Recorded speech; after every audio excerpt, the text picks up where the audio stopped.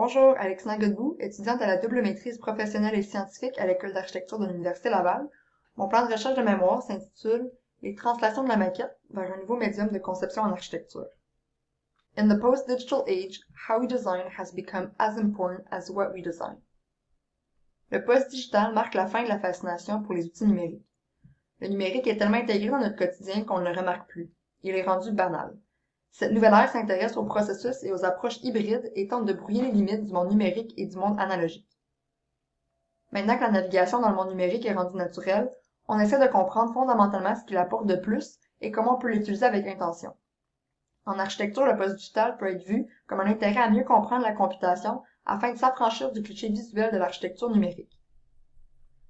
La computation sera comprise à son sens abstrait, c'est-à-dire comme définissant le traitement de l'information qui se retrouve dans toutes les interactions entre les éléments d'un environnement. Le terme n'est donc pas limité au monde de l'ordinateur et inclut également le monde physique. Selon Bottasi, il existe la computation numérique et la computation analogique, qui ont chacun leurs caractéristiques distinctives. Le numérique est un système discret, précis, qui opère d'une manière logique et explicite, tandis que l'analogique est un système continu, imprécis, qui opère d'une façon empirique et tacite. Par ces caractéristiques opposées, les réalités numériques et analogiques sont traitées individuellement et de manière isolée, sans établir de lien de réciprocité. De plus, le passage d'une réalité à l'autre est souvent utilisé comme un simple remplacement, c'est-à-dire qu'on essaie de traduire nos idées avec le moins de déformations possible. Conséquemment, on passe à côté du potentiel créatif des transformations lors de la translation de nos idées d'une réalité à l'autre. Ceci aborde en fait la problématique du médium en architecture, qui est d'autant plus d'actualité avec l'éventail grandissant des outils qui sont à notre disposition. Bien qu'on ait une multitude d'options, c'est souvent les mêmes qui sont priorisés, sans nécessairement faire un choix conscient ou réfléchi. Le médium constitue en fait les limites de la créativité. Il peut autant bloquer un élan créatif qu'en créer un, donc son utilisation et la manière de l'utiliser n'est pas sans importance et mériterait d'être conscient et intentionnel. L'un des médiums les plus oubliés dans la littérature scientifique est la maquette architecturale. Ce qui semble particulièrement étrange considérant sa position pourtant importante dans le processus de conception. Comme le mentionne Albert Smith, contrairement au dessin, on trouve peu de recherches faites sur la maquette en architecture, ce qui offre une belle opportunité de contribuer à ce sujet qui est moins mis de l'avant. De plus, la majorité des recherches faites sur la maquette réalisées par une approche computationnelle, autant numérique qu'analogique, est analysée sous l'angle de l'optimisation. L'originalité de cette recherche-création est d'approcher ce sujet sous l'angle de la conception architecturale et donc s'intéresser plutôt à la perception et compréhension du projet au lieu de s'intéresser à sa performance. L'exemple pour résumer la problématique serait le processus typique de l'utilisation de la maquette dans un projet d'atelier à l'école. Elle va souvent se développer dans le monde numérique simplement par souci de sauver du temps et faciliter les modifications, puis sera traduite ensuite dans le monde analogique, soit par impression 3D ou par la découpe des pièces qui sont extraites directement des plans. Ensuite, la maquette physique est soit jetée ou placée sur une tablette et le processus linéaire recommence. L'idée de la recherche, c'est de profiter des nombreuses translations possibles de la maquette d'une réalité à l'autre, qui peuvent être cycliques, pour nourrir la réflexion conceptuelle du projet et stimuler l'innovation. La question de recherche est donc comment l'interaction entre la précision numérique et l'imprécision analogique de la maquette conceptuelle peut-elle contribuer au processus de conception architecturale. Évidemment, il y a des questions secondaires qui gravitent autour de cette question comme de quelle manière la translation de la maquette entre ces réalités numériques et analogiques peut-elle être utilisée comme un outil créatif dans le processus de conception architecturale? Comment la translation peut-elle être vue comme un nouveau médium en architecture? Dans quelle mesure les contraintes propres à chaque réalité deviennent-elles un potentiel de création? Et finalement, comment l'interprétation de la maquette par un non-humain influence-t-elle le processus de conception? Ces questionnements sont posés dans le but de répondre à quelques objectifs qui se définissent comme mieux comprendre le rôle de la maquette numérique et de la maquette analogique dans le processus de conception architecturale afin de faire des choix conscients. Ceci, par le fait même, apportera une nouvelle approche à la fabrication et à l'utilisation de la maquette analogique en architecture, qui malheureusement est trop souvent perçue comme un objet esthétique alors que c'est bien plus que ça. C'est également dans le but de dissoudre les hiérarchies entre la maquette numérique et la maquette analogique afin de décloisonner les médiums en architecture, entre autres en explorant le potentiel des translations de la maquette comme un outil heuristique. Ceci contribuera également en partie à la démocratisation de la computation numérique en architecture, parce que même si on utilise fréquemment les outils numériques, ça ne veut pas dire qu'on utilise leur plein potentiel.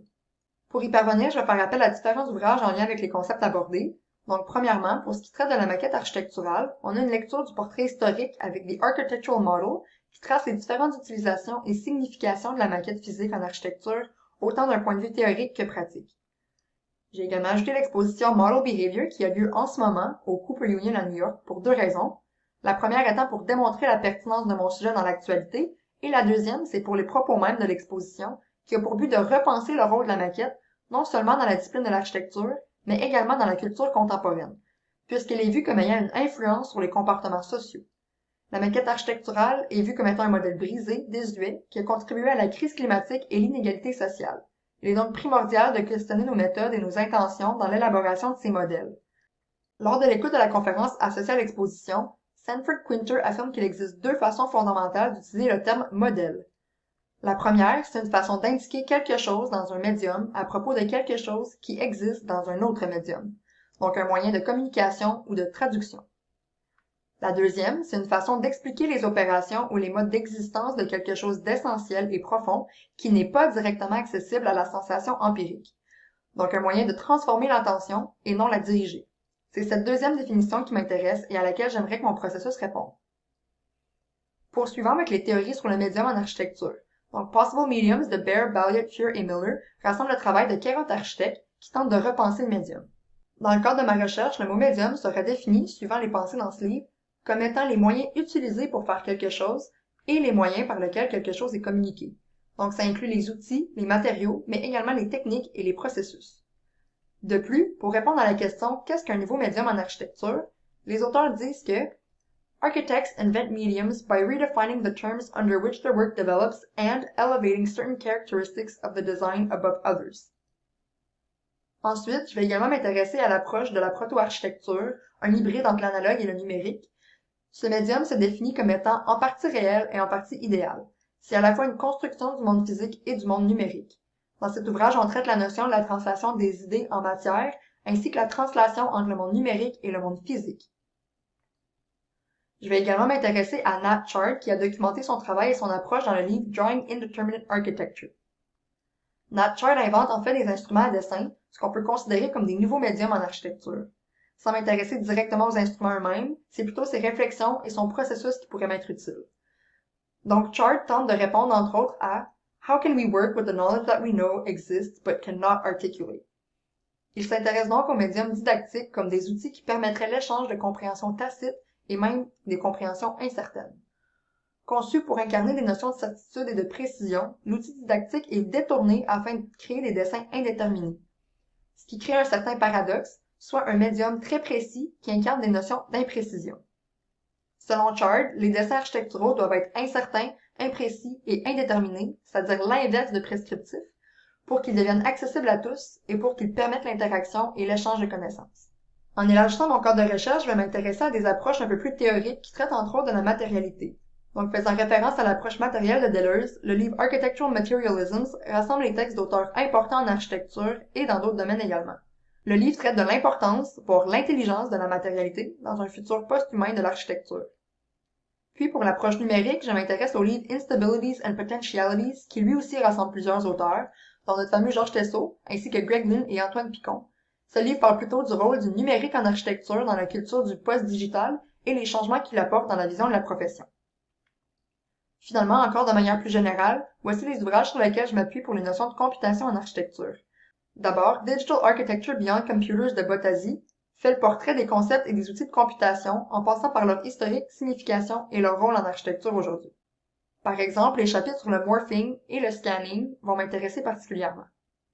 Ensuite, on a Contagious Architecture qui apporte une approche plus philosophique de la computation et qui tente de convaincre que les algorithmes ont leur propre capacité à penser et qu'ils ne sont pas seulement des instructions à exécuter.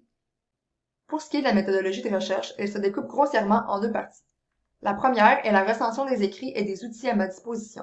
Dans cette partie, je compte approfondir les lectures qu'on vient de mentionner, mais également répertorier tous les moyens possibles de passer de la maquette numérique à la maquette analogique et de la maquette analogique à la maquette numérique.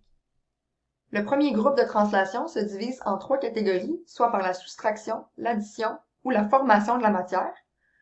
Et le deuxième groupe, ce qu'on appelle plutôt la numérisation, inclut plusieurs types de scanners, comme le scanner laser, la photogrammétrie et le scanner optique par exemple. Donc, le but, c'est d'avoir un portrait clair des potentiels et des limitations de chaque outil en relation avec les matières qui y sont rattachées pour pouvoir faire un choix éclairé à la prochaine étape. La deuxième étape est donc la simulation, c'est-à-dire l'élaboration d'un processus de conception exploratoire qui intégrera différents types de translation de la maquette. Pour ce qui est du calendrier, l'hiver 2023 inclut la recension avec le cours de recension des écrits. Il s'agit donc de la lecture des ouvrages ainsi que l'analyse des outils et techniques de translation qui mènera à la sélection des outils à privilégier, en considérant évidemment ce qu'on a comme outil à l'école.